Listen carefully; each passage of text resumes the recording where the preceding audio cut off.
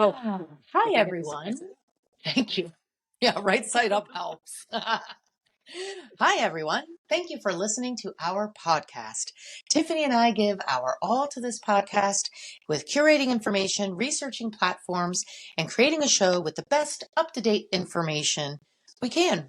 We have a vested interest in the growth and health of your business and hope you feel the same way about us.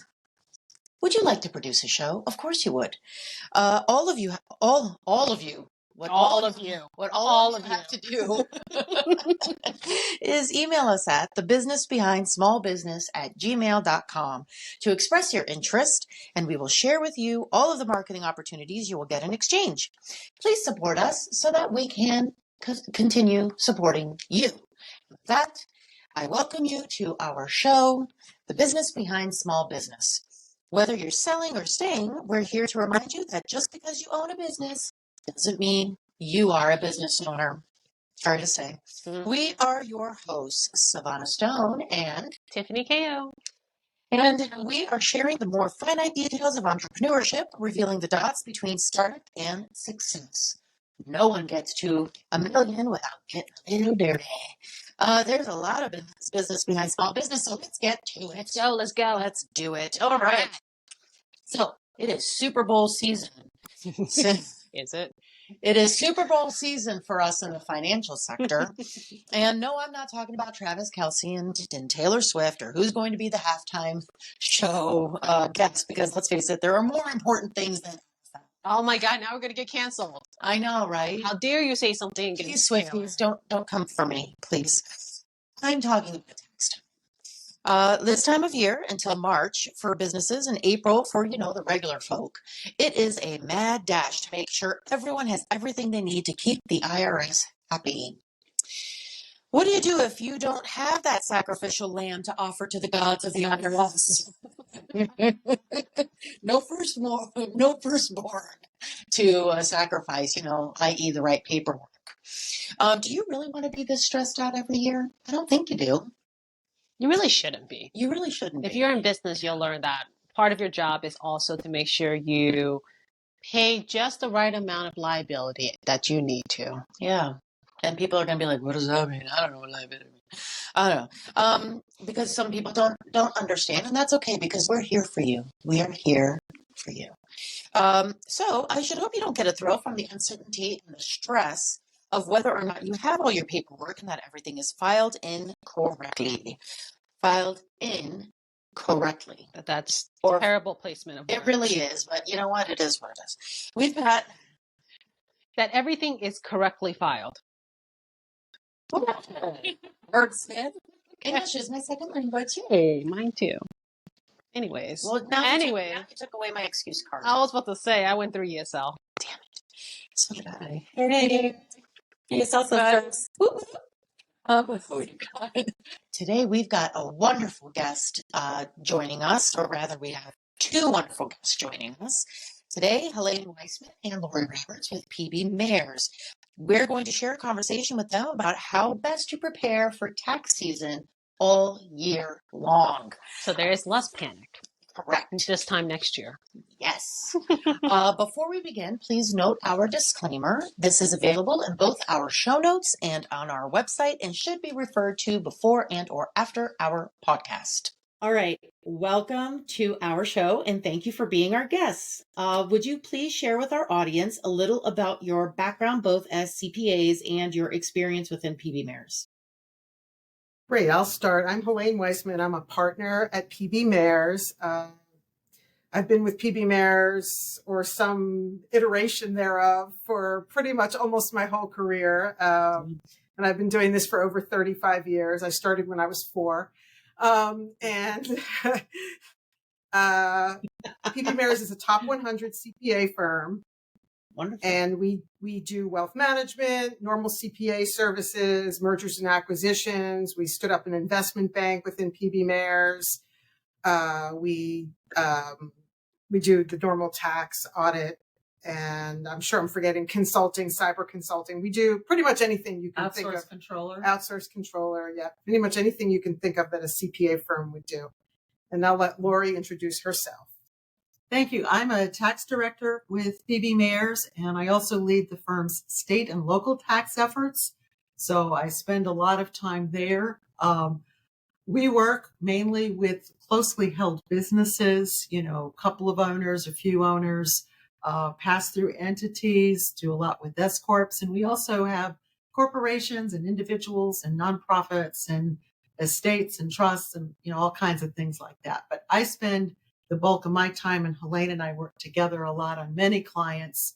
She handles the assurance piece and the audits, and I take care of all the tax fun. My God, so much knowledge in one frame. I know. I'm excited. We aim to please. We contain it all. Okay, so first question. Tell us your thoughts on a yearly income tax projection and what benefit you think that could be for a business forecasting what their estimated taxes could look like. Awesome. I'll take this one because it's an easy one. It's always good. It's always good for companies to do a tax projection. And with the ever-changing landscape, taxes are, there's so many different tax laws over the last 5 or so years. It's super important. And it's too late to do it after the end of the year. You have to do it before the end of the year. And for companies that are pass-through entities, it's especially important because it affects the owner's individual taxes also. So, and I'll let Lori add in anything that she might like to add on that. And I wouldn't say just once a year. I would say not a continuous. Don't be preoccupied with it. You want to be, focused more on growing the business, but to have an awareness of how the business is doing and how that might impact the tax bill as it comes due and what's going to happen is always a very good strategic business plan. And if something happens during the year that you think is important, please come to your CPA then. Don't wait till the end of the year and say, oh, by the way, I did this 9 months ago. After the fact. Yeah, because it's as a matter of fact, it's even better to ask before you do it than to even say, hey, I did this last week. If to ask, hey, I'm going to do this. What do you think of that idea? So this is not a circumstance of do it and then ask for permission later. This is definitely, you want to ask about it beforehand. It does not inure to your benefit to ask permission later because we're not the ones that are giving permission. It's the taxing authorities that are giving the permission, really. So when's a good time? So it sounds like, when are you too small to do these projections at least once a year? Or are you ever too small? I would say it depends because, we don't do it for free. It does run the clock and run the fees. Mm-hmm. But having that open dialogue with your provider and with your CPA and, kind of if you're on a steady pace. But the real key is if there are changes, if there's a new nuance, if you're going to be doing something different, if something's, changing, you're going to be, acquiring. That's the point that, whoa, should I be getting my CPA involved?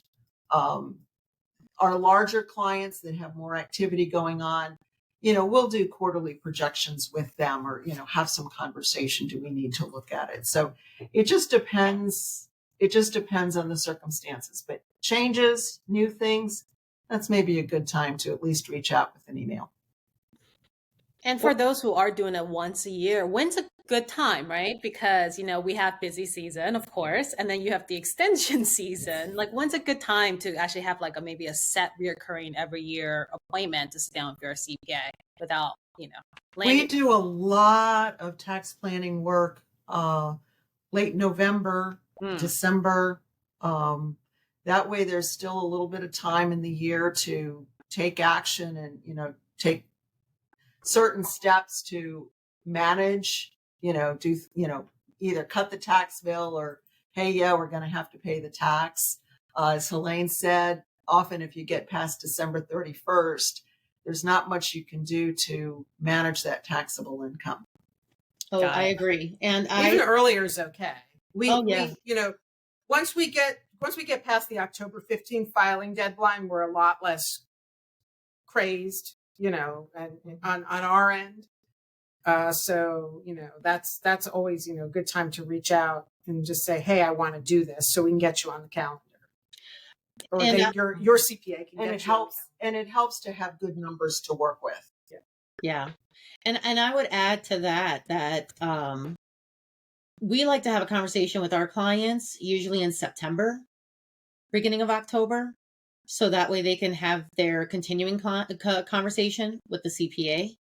So I would also add that if you have a bookkeeper or a bookkeeping firm, maybe have a conversation with them in September, October, about what your books are looking like so that you can have a more informed conversation with your CPA. Or if you don't have a bookkeeping firm and need a bookkeeping firm, I would say bring them in September so that your books can look like something that your CPA can look at. Because if you don't have anything for them, you know what I mean? Like you kind of need to have books, data for the CPA to be able to move from there. So that's just my 2 cents. Correct. And one of my retired partners used to say, owing taxes isn't bad. Being surprised you owe taxes is bad. Nobody likes a surprise. Right. So, if it's managed for you, like, we always used to jokingly say our fondest wish is to tell all of our clients on April 15th that they owe $1 million because that means they earned, $3 million that year. And as long as they're not surprised, that's okay. But nobody likes to get told, on April 14th that they owe a bunch of money they weren't expecting to pay. So, or March 14th if it's a corporation. Exactly. So in saying that, do you find clients utilizing retirement accounts or plans as ways to reduce their taxable income? Oh, yes. However, it should be known that if a business has employees and they want to really max out retirement plans, they have to develop a plan that includes those employees. So really urge them, if they're looking to do something, to be sure they talk with their CPA and a retirement plan specialist to, look at the options, consider the costs, and then proceed from there. A lot of companies now have, robust 401k and profit sharing plans. They're a good, employee retention tool and, attractive to employees to help save for retirement. But there is a cost to the employer. So we do have some some clients who, they haven't established the company plan. So they will do IRAs and things on the outside. But just know that if you have employees, you can't just do your own thing and leave them be. You have to include them. So talk to your tax advisor, and we can put people we will put people with our retirement plan specialists when those questions come up, or we make the recommendation. Okay. So what are some other opportunities you can think of that a client can use to reduce their tax liability? Well, one of the popular ones or some of the popular stuff, or I don't want to say popular, but common things when I'm working with clients with the tax planning is a lot of our clients, because they're service providers, are able to file taxes on the cash basis. So I encourage them, get as many bills paid before the end of the year as you can, make sure everything is paid, maybe even pay rent a couple of months in advance, whatever you can do that way. And if you're billing your clients, maybe slow down on sending those bills out a little bit. It may delay payment. If you receive the payment in January or February, then you're not going to, report it for tax in the current year. Another thing is, if you need equipment or you need, a new vehicle or something like that would be beneficial and add to the profit of your business, December could be the time to buy it. You may benefit from a Section 179 write-off, writing it all off. But again, before you charge out and go to the dealer, and I've had this happen, Helaine, so many times. They go buy this great big vehicle, and all excited because they're going to be able to write it off, when at the end of the day, they didn't have enough income to take the full benefit. Oh, no. And then they don't have money to pay it's just not a good picture, but you can get a lot of good benefits that way, considering the retirement plan. And this is where I say it all the time, and I might say it multiple times in this podcast. If you focus and dwell on the taxes, then you're going to go broke. Focus on increasing wealth, and the taxes will take care of themselves. That's very wise. Like I say, many conversations over the years, especially contractors, they want to buy that big truck. Mm-hmm. Yes. That's a perfect example of come to us before you buy the truck and ask because us. I think they're doing it out of context, right? They're not thinking about the brackets and like the tax and where they sit in that. And then they're going out and spending all this money, and then they may not even be able to take all the expense in the same year. It's just kind of a decision made.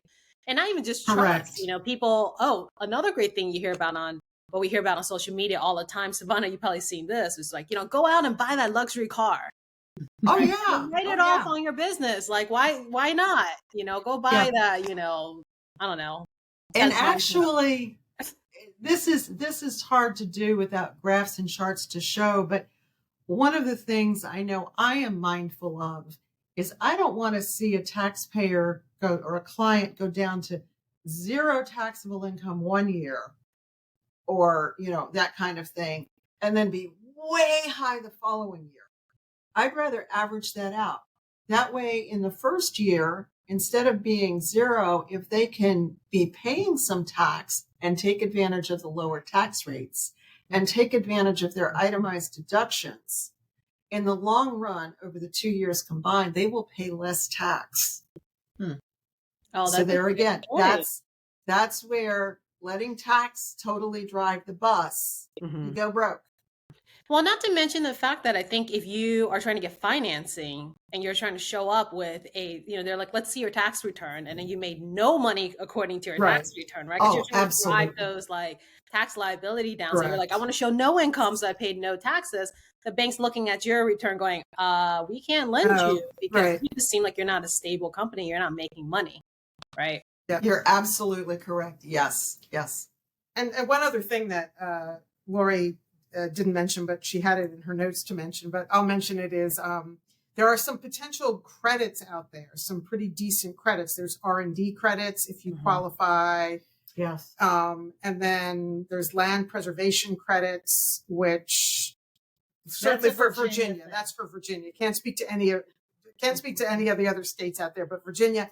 So you can buy land preservation credits and basically pay your tax like maybe 90 cents on the dollar. And other states have some similar kind of things, and the law on the R&D is kind of in flux right now, so definitely talk to your tax advisor. But yes, those are, and some states have great deductions for 529 plans for contributing to 529 plans also. For your kids, your grandkids, for college, whomever. I don't think they even have to be related, do they? I don't think so. But opportunities that way. Yeah, I think it's tough because you mentioned a couple of times about flow through, like pass through entities, right? So those the single member LLC days, like the LLC, like the S corps, like they're still pass through, and I feel like sometimes owners forget that when you're a pass through, it's not just what you do on your business that matters, right? It kind of flows through your entire personal life as well. That really affect the taxes you pay. Correct. Yeah. Correct. Yeah. Awesome. Okay. So, can you tell us why businesses should know about capital gains tax? Explain the difference to our audience. What is the difference between ordinary income tax and capital gains? Okay. All income is presumed to be taxed at ordinary rates, unless it meets the capital gains treatment. In general, capital gains applies to an asset that you've held for more than 1 year. All right. So businesses actually see, unless they're in investments or deep into real estate or something like that, your general operating business is not too often going to have capital gains. Because if you sell that big truck and you make it, Well, typically, if you sell that big truck, you're going to sell it for less than you paid for it. Okay. But let's say you have an asset that you're actually able to sell for more than you paid for it. Lucky you. Well, you can use capital gains for that piece that's over and above what you originally paid. But you're also going to have to do what we call recapture the depreciation, which means that piece of the gain that's above your carrying value in the books, that's going to be taxed at ordinary rates. So we don't see lots and lots or, a lot of capital gain kind of activity going on in operating businesses. We will see it in real estate ventures when they sell the property, sell the building. It's often at a gain. There'll be good capital gains there. And the capital gains versus ordinary tax rates, it's a different tax rate. So it could be as low as 0% if you have very low levels of income. For I would say the average Joe, the federal rate's probably going to be about 15%. And if you're wealthier, your income's above, I think I have it written here because it changes every year with inflation. But at any rate, for married filing joint, if your income's above $553,850, you're going to be taxed at 20%. What's that? It's a big number. Actually, like, who sat there and came up with this number that will be so easy to remember? It's tied to inflation. It's these brackets, these rates are tied to inflation. So anyway, that would be 20%. And that's at the individual. A C corporation, a company that files Form 1120, there's no special capital gain rates. It's all taxed at the same rate. And I guess for S corps and partnerships, it flows through. So if they have a a brokerage account that they're buying and selling stuff at the corporate level, that would. Yeah, I want to have a. If they have like company investments, that's where it gets a little bit more complicated. Investments. Mutual funds, smaller businesses. They're not quite there yet to have enough cash to go throw into an investment, typically. Well, and that brings up a good point, Tiffany, because a business owner wants to be mindful if they're starting to look at having investments in the business. Might it be more appropriate to distribute that money? Because and this is a legal thing, and we're not lawyers, but disclaimer. Disclaimer, if you've got that as an asset of the business, then it's vulnerable to whatever lawsuit or claim might be made against the business. So, excess cash, that kind of thing. Yeah, make some money on it. But I don't know that I would go in and start day trading or playing the markets. And I work with a lot of nonprofits, and a lot of them do have robust investment accounts because they get stuff donated to them, or they have a policy where they use their excess cash to buy certain things. And but even them, most of them have very specific investment policies. They can't get into anything crazy like Bitcoin, or that kind of thing. But but they're nonprofits, so they're a little bit different than a small for-profit entity. Yeah, because I was going to say with a nonprofit, depending on how often the chairperson changes or the treasurer changes or whomever it is, it's not constantly changing, but it's changing. So that makes sense. But we I feel like speak to a lot of times, not just small, micro businesses or very small businesses or startup businesses, but we also speak to the needs of businesses who are now like really exploding. Money's really coming in. They've moved on to a different bracket, and they're like, oh crap, what do I do now? Like I can't float like this anymore. Now I'm with the big boys. Now what do I do? So that's what we try and to. And that's where. I was going to say, that's where the pass-through entity treatments, partnerships, or S corporations give a lot of flexibility to business owners, because if they have excess cash, they can take the distribution as long as there's sufficient basis. It's not a taxable event. And then they can, contribute money back in as they need to. And so it allows that flexibility that you don't have in C corporations. Right. If the owners take a distribution, it's taxable dividends. Well, so Right. Laura, you said the B word, basis, which eludes every business owner, I feel like, of what in the world basis is. So I hate to put you on a spot, but is there any very simple way to help our listeners understand basis? Because Yes. that is very applicable to a lot of business owner and they don't understand that, which then they run into issues where they go off, spend a whole bunch of money and then realize they don't have the basis to take any of it. And Right. The simplest way to put that and how I explain it to clients is basis translates to what skin do you have in the game. Okay. And so for an That's S a great way to put it. corporation, those are the contributions that the owner made to the business or what they paid for the stock. Or if they themselves have loaned money to the business, that will increase basis. If they guarantee a loan, that's not enough. For a partnership, it becomes more nuanced, a little bit more complex, but basically the same thing. What skin do they have in the game? What are they financially on the line for? And, or if you pay tax on the income that passed through to you, that gives you basis too, right? Not the payment of the tax. Well, No, the taxable income. Yes, the taxable income on the K1 will increase basis. A loss will decrease basis.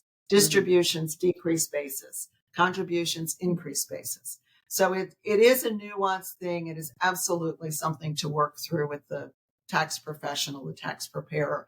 And it's gotten a lot more visible in the last few years as well with the IRS. They're requiring Form 7203 to be filed with returns to support, hey, there is basis for this distribution. You know, it's not going to be a taxable thing, or, oh yeah, it's taxable.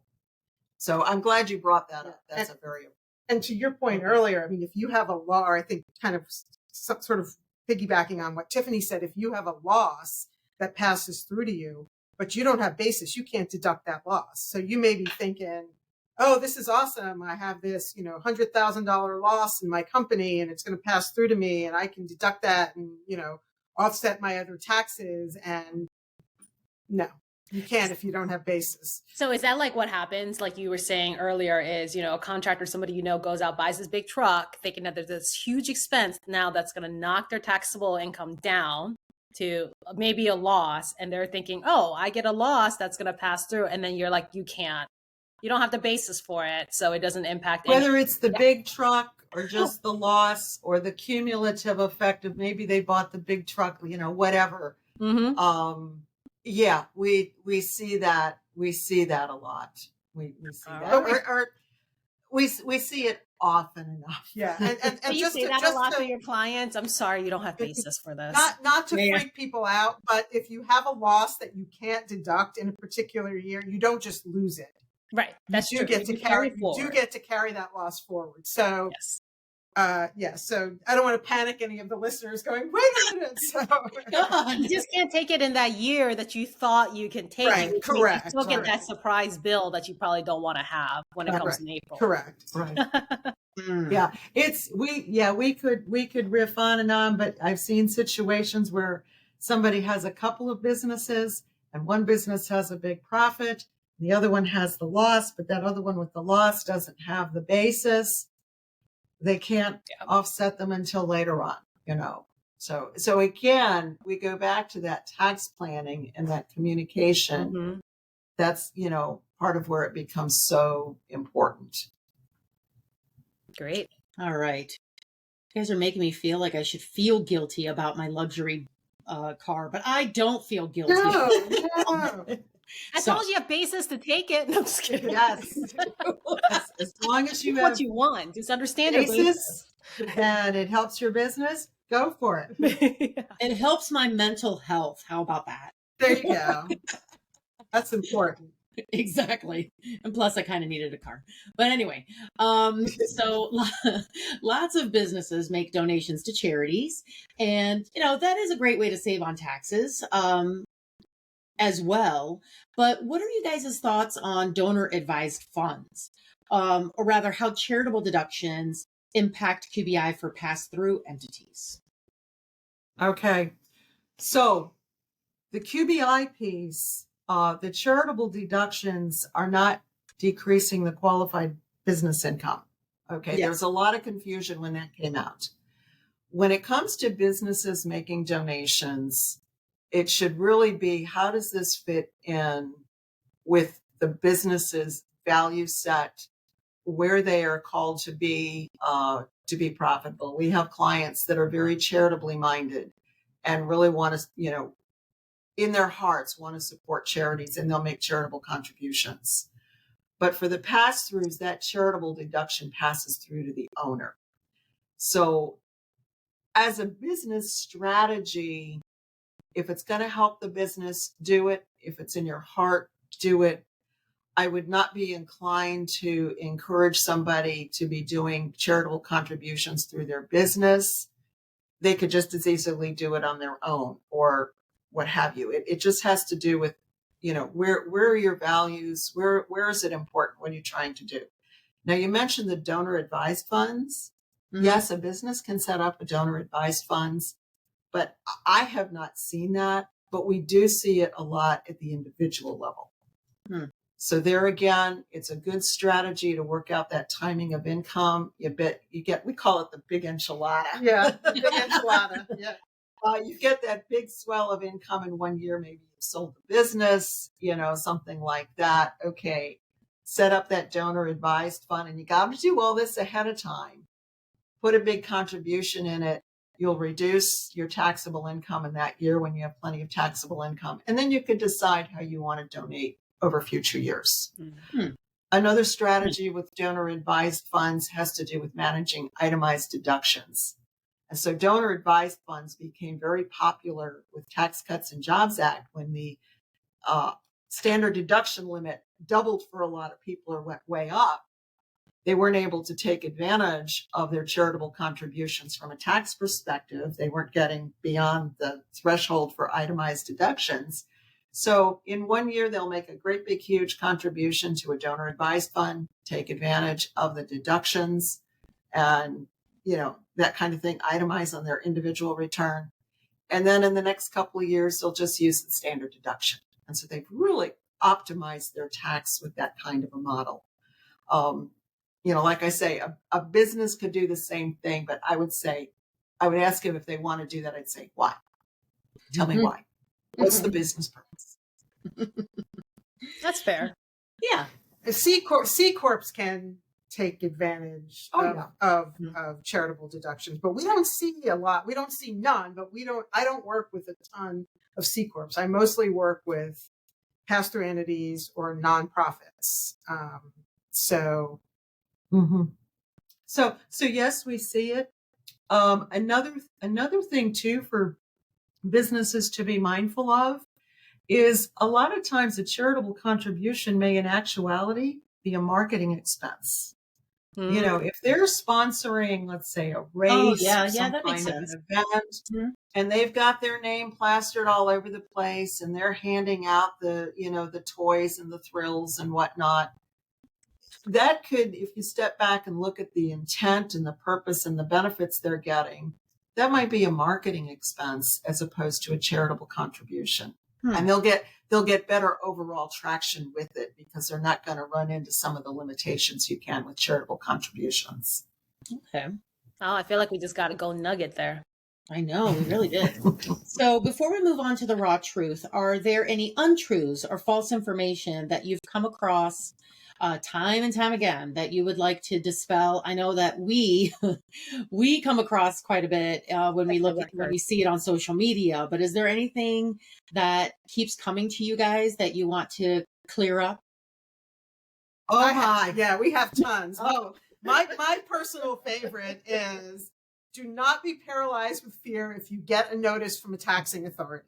They are not going to come and take you away and lock you up behind bars. They're going to take you away.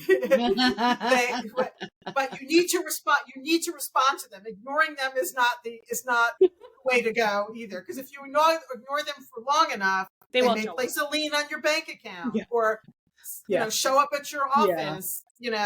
And to do something there. So yeah, everybody I feel like all these clients, even if they know they didn't do anything wrong, they get that letter from the IRS or, the state taxing authority and they just flip out and they call you and they're in a panic. So I would say Send the notice to your accountant. That's Send why the it's great to have a notice. good CPA. You can just send it. Yeah. Exactly. Absolutely. It doesn't help to call us up and go blah blah blah blah blah blah blah. Yeah. Send me the notice. You need to Yeah. see it. Yeah. Lots of yeah. anxiety, I think, when you see that IRS envelope. Yeah. Oh yeah. And they don't call. The IRS is not going to Never. call you. They're not No. going to email you. Never. So if you get a call from somebody saying they're with the IRS, they're not. Yeah. Unless you called them and left them a message and asked them to Right. call you back, then they will call you. But otherwise, you're not going to get a cold call from the IRS. So No. yeah. No. Not out of the blue. Not out of the blue. Yeah. What we have also been seeing, we're laughing about the notices, which is true, but what we've been seeing a lot of, and it's become a huge deal, and maybe other people have seen it in social media, but there are a lot of, I'll be blunt, fraudsters out there that have been promoting the employee retention tax credits. Oh, yes. And telling, and at first we were getting a lot of emails and a lot of calls from clients. Hey, I got this thing from so-and-so, or, somebody I don't know about. And we're like, no, we checked with this when we did your tax return, or we'll check it, but I'm sorry, you don't qualify. Right. ERC, These are right? fraudsters. Yeah. They're stretching the envelope. Some of them just filed fraudulent returns and took like a 20% take back. The IRS has issued several notices on this. This became such a boondoggle, such an issue for the IRS and so many taxpayers that they had to shut down the process in September. They actually created a process where taxpayers could reclaim their filings and say, no, I don't want to, or voluntarily, no, I shouldn't have, and pay the tax back. It was just a really, really serious issue. So I would say anything that like, oh, this seems too good to be true, or, oh, wow. I have seen it with the companies that come in and, oh, I'm sorry, I'm losing the term right now. The tax segregation studies.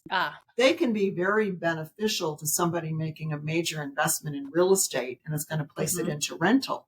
But it may not make sense, or it may not be the right conclusion for somebody making a much smaller investment. So that's where synergizing and working with your tax advisor. And I would just say, don't just go do some tax thing you think's gonna save you a lot of money, because that person's not going to be signing your tax return.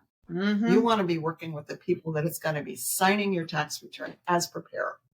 So I heard cost segregation study like advisors, right? And then ERC advisors, right? That they come up and say, oh, it's basically like free money. That's what I hear online. Oh, it's free government money. Yeah. The same thing happened with the PPP when that, that first came out, and people were being encouraged to apply for that had no business really applying for it.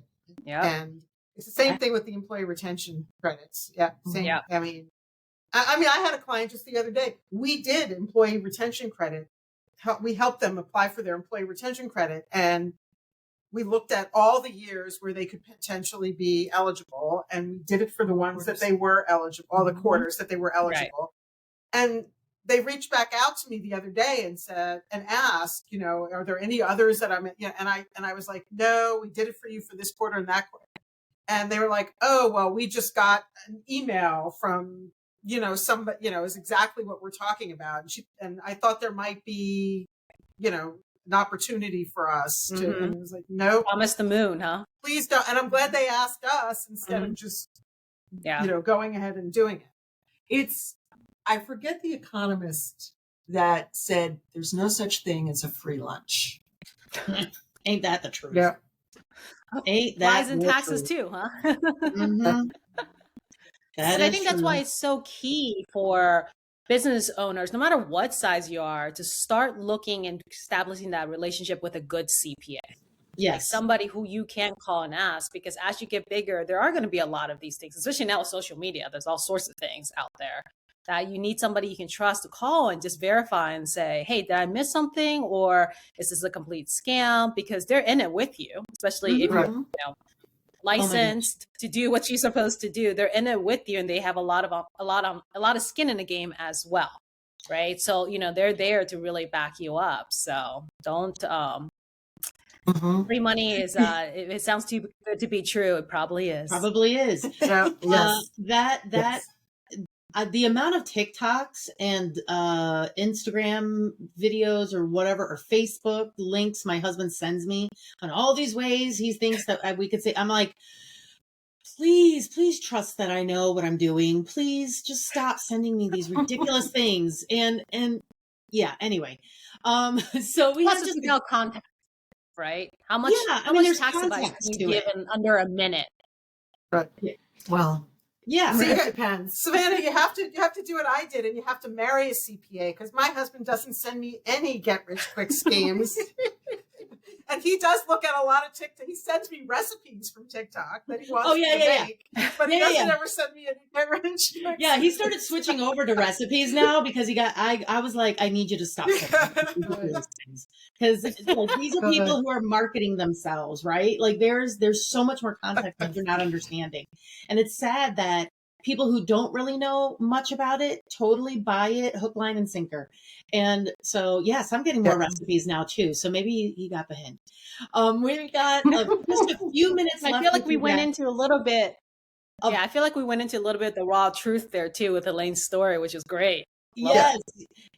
So, and we don't want to, we know that you guys have a hard stop. So why don't we take like just a few minutes to do a little bit of the raw truth. But before we move on to the raw truth, we want you to be a part of our conversation and let us know what you want to hear. So send us questions or comments to our email, thebusinessbehindsmallbusiness@gmail.com, to ask questions related to our show, or just let us know how much you love us. I love those.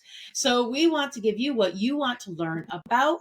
Send us an email and we will discuss it in a future episode. Now we're going to move on to the raw truth. And like I said, we have just a teeny bit of time to do a little bit of a roundtable of stories where we can share our own gritty experience with today's topic. So we want the listeners to know that success isn't easy, it's not pretty, and it's certainly not a straight line. And we hope you will hear our cautionary tales and learn from them. So do you have any cautionary tales to share with our listeners? You want to take one? Well, I would simply reinforce if it seems too good to be true, it probably is. And the employee retention credit, we got so many emails when that was at its zenith, and I understand it's still happening. I still hear about it.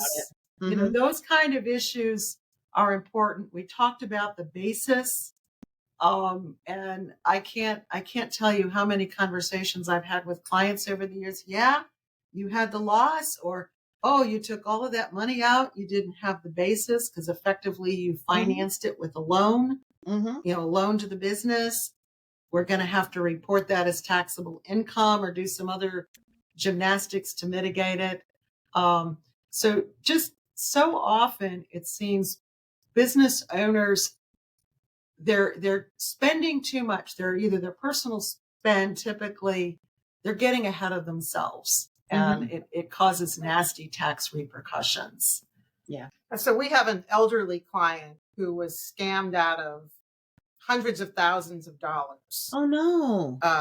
By some of these fraudsters. And so I would advise anybody listening who has elderly parents. I mean, I'll speak personally. My mother is about to be 83 years old, and she is very much on the computer, on her phone. All that kind of stuff. And I have very frank discussions with her. Like, Mom, these are the scams this is like the latest scam that's out there. And you need to be aware of this scam, and I tell her, no one's ever going to, like I said earlier, no one from the IRS is ever going to call you. And I'm on top of what you owe. So if somebody calls you and tells you that you owe some, ridiculous sum of money and they're going to throw you in jail, that's not the case, so I would say to all the listeners, have frank conversations with the elderly people in your life who aren't as computer savvy, who aren't on social media like we are. and we don't want them to get scammed. I mean, and just crazy stuff. I mean, you hear about stuff where they're using AI to mimic Voices. loved ones' voices, and you get some call, you think it's your grandchild needing, $10,000 because they're stuck in, the Bahamas somewhere or whatever the case may be. And I have conversations with, every time I hear about a new one, I tell my mother immediately. Like, we had to take my mom's computer and smartphone away. Oh my gosh. She just, thankfully she never lost any money, but she couldn't resist the clickbait. Oh gosh. She just couldn't resist the clickbait. That's dangerous. And so finally, thankfully, I wasn't the one that had to say this, but my brother's like, Mom, you can't have a computer anymore. Sorry. Yeah. And she, but that's what they had to do. I think it's a great thing to note, though, the fact that, like Helaine and Lori, you kept saying it, which is so good. I think we just repeat it for our listeners, is the fact the IRS will mail you. They will not call you. They will not email you. So any of that, regardless of how official it sounds, because I've gotten official scam calls from FBI. No matter how official it sounds, it doesn't matter. Only by mail. So if you're not getting a piece of paper in the mail, you can ignore the fact that is any kind of scary repercussion, or somebody will be at your door to get your money, right? So mail and only. I will add to that cautionary tale, although these two situations are not tax related. I almost got scammed twice. Once when my credit card called me about fraudulent charges, and when they asked me for my full credit card number to verify that they were talking to the right person, I was like, hang on, what do you mean by that? You should have my full credit card number. Because at first I was like, oh, okay, because banks do that all the time. They call a credit card and be like, hey, was this charge you? And they knew what charges I had on my card, which was even scarier, but they didn't have my full card number. That was scary. And then another time when I was trying to sell something on Facebook Marketplace, a person said they were Venmoing me, and the Venmo didn't go through. And then immediately I got an email from Venmo, like so-and-so Venmo, for me to refund the money.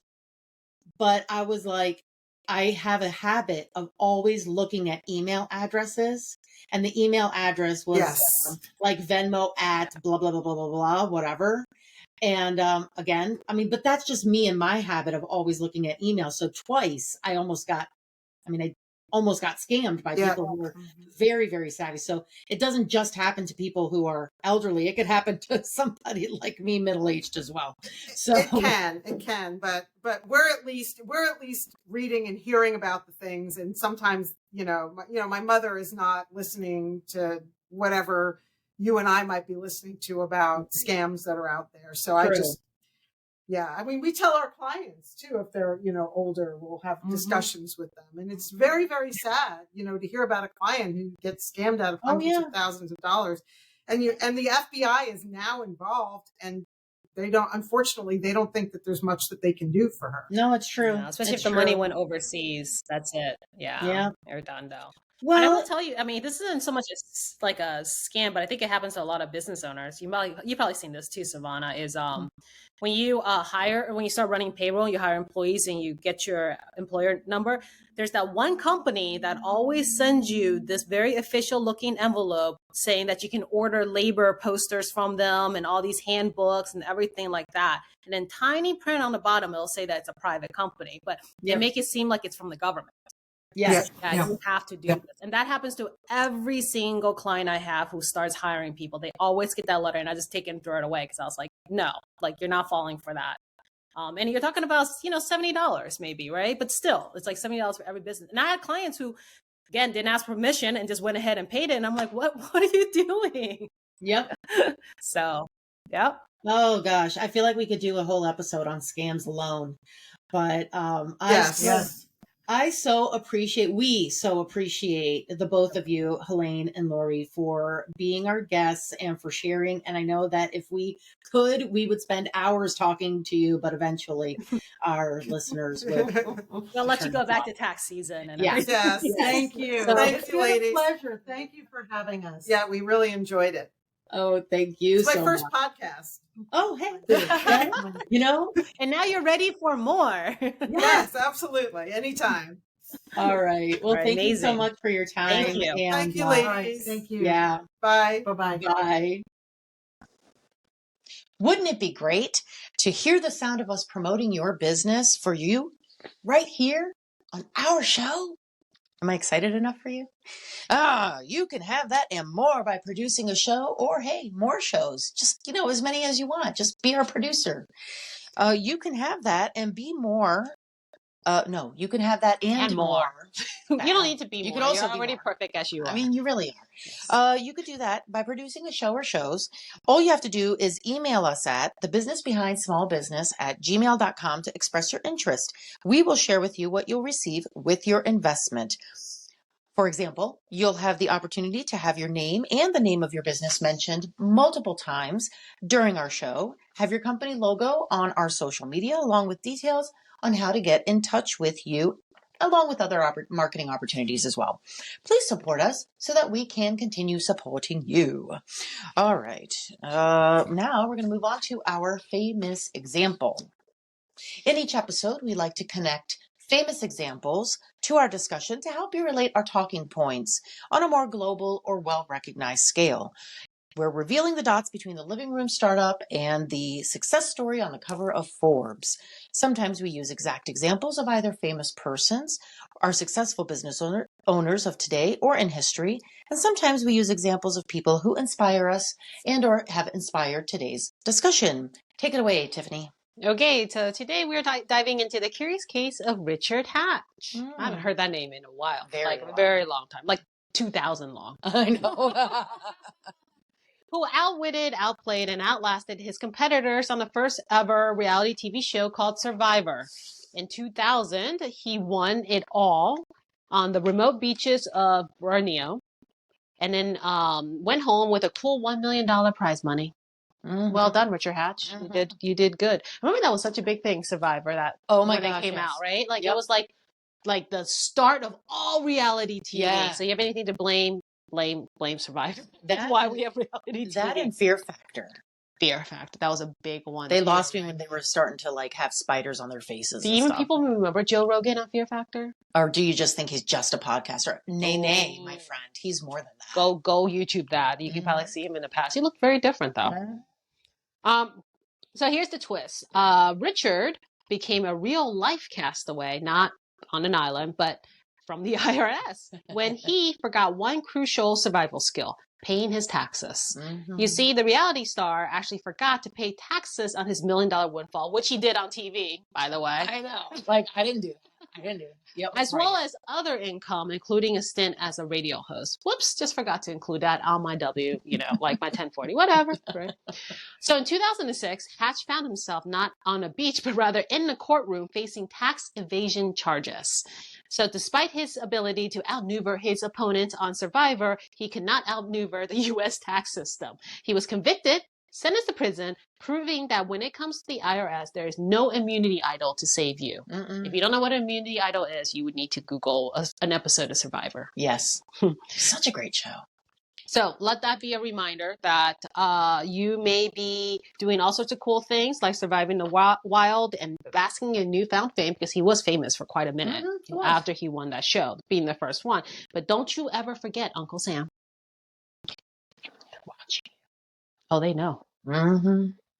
People watch all this stuff now, all the time.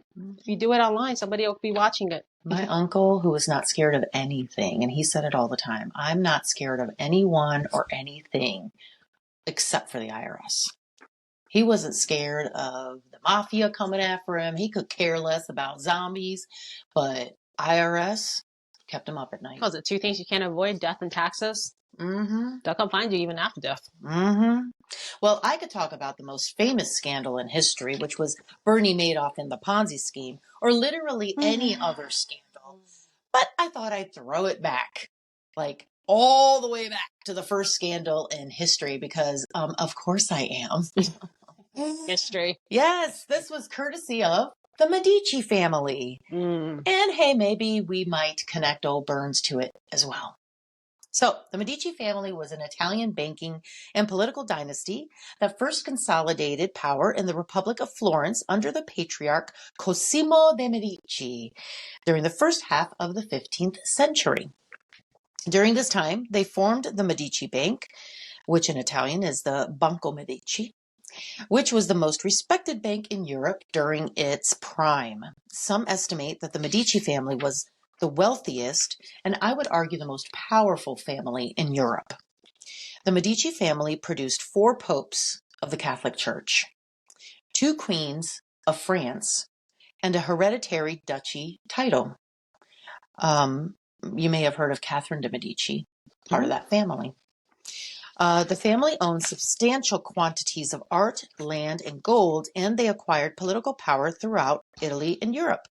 The banking and accounting professions were pioneered by the Medici Bank and family, and they were also the pioneers of through the development of the double entry system of tracking debits and credits or deposits and withdrawals, so modern bookkeeping. The bank used the work of Luca Bartolomeo, Luca, who is the de founder of accounting. Paccioli. Yeah, he's considered the founder of accounting or bookkeeping, right? An Italian mathematician and Franciscan friar who was also a collaborator with Leonardo da Vinci, who's referred to as the father of accounting and bookkeeping.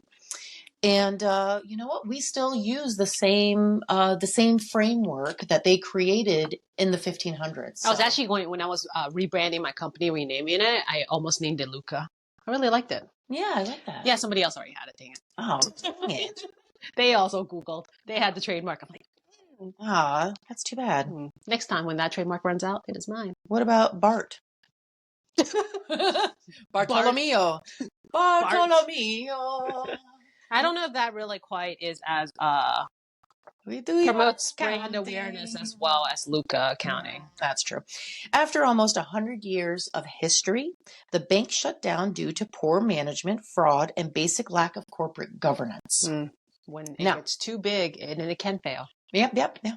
I would be remiss, though, to not mention the Medici family in modern times. So let's fast forward all the way to 1994, when Sonia Cohn founded Bank Medici AG as a private bank based in Vienna, Austria. So here I'm borrowing from a wonderful article that I sourced a lot of the information from, which will be in our show notes. So Sonia was Bank Medici's president and majority stakeholder, owning 75% of the shares. Its main institutional shareholder was Bank Austria Creditanstalt, Austria's largest banking group, which owned the balance of the shares. Sonia Cohn was also consultant to the Vienna Stock Exchange until 2006 and member of the supervisory board of Italian Finlombardia Bank. It gets better. Bank Medici was investment manager for Thema International Fund, which was invested by Bernie Madoff. Lucky them. Dun. Yeah, see? Bank Medici, I told you I was going to bring it back to him. Bank Medici collected fees of 4.6 million euros for finding investors for Thema in 2007. Following news on January 2nd, 2009, that the bank lost over $3 billion invested in funds run by Madoff, the Austrian government appointed a supervisor to run the bank. On January 7th of 2009, so just 5 days later, the New York Times reported that some of the exposure to Madoff may have come from Russian oligarchs. It always boils down to the Russian oligarchs. Anyway, according to Austrian court records, U.S. prosecutors alleged that Bernard L. Madoff Investment Securities LLC paid but did not disclose in U.S. dollars $32 million to Infavaleur Inc., a company controlled by Sonia Cohn. The records also show that UK prosecutors alleged that Madoff Securities International paid but did not disclose GBP 7 million to Airco Inc., a company also controlled by Ms. Cohn. On May 28th of 2009, Bank Medici lost its Austrian banking license. Not surprising. Right. So some of the we're going to be in our show notes, we're going to include some links that I used to source this information, but also some that I just thought was kind of fun for you to read up on if you're like me and a little bit of a history nerd and also want to learn more about this. So now, moving on, there is a saying that goes, put your money where your mouth is. Well, we're going to be drilling down a bit further here to connect what we've discussed at a granular level to tangible sources you can take to get you to that next level. So what are your recommendations? Hire a CPA. Absolutely. Actually, hire a good tax preparer. It doesn't have to be a CPA, but that helps having that license there. And find somebody you trust and you feel good about asking questions to. Because ultimately, at the end of the day, you are accountable for your own taxes. So if they don't catch something, you don't ask about it, at the end of the day, you're paying for it. So, and I know that it is very, very, very tempting to do your own taxes when you first start because you're trying to save on that cost. And if you're small and you're H&R blocking it or TurboTaxing it, okay, you might be able to get, away with something. But if you're making over 100K a year, I would say that you're better off hiring somebody to look over what you're doing. It's a smart thing to do. Yeah. I would add that it would be best for you to know the difference between a bookkeeper, an accountant, and a CPA and a tax preparer. Yeah, they're not all the same. Just know that there are Hire differences. the right one. If they were the same, they'd all have the same name. That's all I'm saying. But they're very different. Different skill sets. And if you're going to hire them from a firm because most likely the firm that you're hiring them from will have the appropriate insurance. And also hire someone you feel like you could go out for coffee with. Yeah, that's true. Coffee or beer. Yeah, because I feel like the number one complaint that I hear from clients that come to us is that they're leaving whomever they're leaving, mostly because they don't really hear anything from them. And they end up having to find out things secondhand or third hand. So you want to make sure you have a good relationship with all of the above. You might not need all of the above, but recognize the differences between them so that you can also recognize who you need. And then when you go to pick somebody, make it somebody that you can have conversations with. There are a lot of accountants out there, a lot of tax accountants out there. There's a lot. And not all of them are good. Right. It just is. It's just what happens, right? There's a spectrum for everything and everybody. So you got to pick wisely and pick the one that you feel like is good. But certainly somebody you can talk to openly about. And most tax accountants they're not always very proactive because if you think about it, they usually have hundreds of clients that they prepare taxes for, but you want the one that you can pick up the phone and call and have a good conversation, ask questions to without feeling like you are the last priority on their list, or you can't get a hold of them, or you're stuck with some, junior preparer who actually has no idea what you're talking about. Well, so that was the other thing that I was going to mention is, especially this time of year, they're very busy. So don't take it personally if they're not responding to you quickly. I am really struggling with responding within a 24-hour period right now. It usually takes me about 2 days right now, whereas usually I respond same day. It's just the time of year for me. It's really, really difficult. I mean, it's busy. However, be proactive about your books, but get to know what these terms mean. Get to know what it is to do them. Just because you know how to do them doesn't mean you should do them, but you should still know what those words mean. And to be able to ask questions like, hey, why does this look this way? Or can you explain this to me? Because in the end, you need to know. It's just like visiting a doctor. You read WebMD, right? You go and you learn as much about your body. You spend hundreds of thousands of dollars on holistic yada yadas. You follow people on TikTok and Instagram. Well, you should be putting that same kind of effort into the money that's coming in and out of your company, and knowing what those terms are. It's just you educate yourself. Well, plan ahead. If you are one of those people right now, you're listening to this and you are now just starting or scrambling probably to put together whatever your tax accountant needs, or you're dreading April or March, depending on what business filings you need. That's not how it's supposed to happen. Right. The way it should happen and supposed to happen, and the people who are ahead of this, usually around September or October or November, they have all their books together. Right. They have it up to date. They have appointments with their tax accountant to go through and project where they're going to end up at the end of the year in terms of their tax preparation and tax liability, right? Right. So your tax accountant can project that for you. So you know what you're looking at. And because it's before the end of the year, if you need to do anything like, say, you know, maybe it's a little higher than you would like and you were holding off on purchasing something, put in a big investment or a big expense, you may know that, hey, you want to do it before the end of the year so that you can actually take that against your liability this Right. year. I mean, things like that. Like there's things you can't do anymore once the year's done, right? The Right. IRS is like, yeah, you're done. Like you can't go back and change time. So that's why people get ahead of it. And that's what a lot of smart business owners are doing around the October, November timeframe. They're not waiting until February or March to talk to their accountant. Those are the ones are a little bit more newer to the game of the whole thing. So Exactly. So yeah.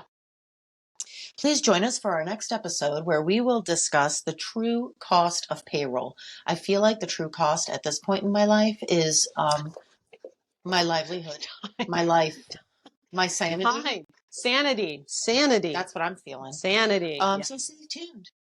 Please show us your support by following us on your preferred podcast platform, social media, and YouTube. We'd love for you to also share our episodes. All of our links are posted below. And until next time, mind the business behind your small business, because all great successes start small. Bye.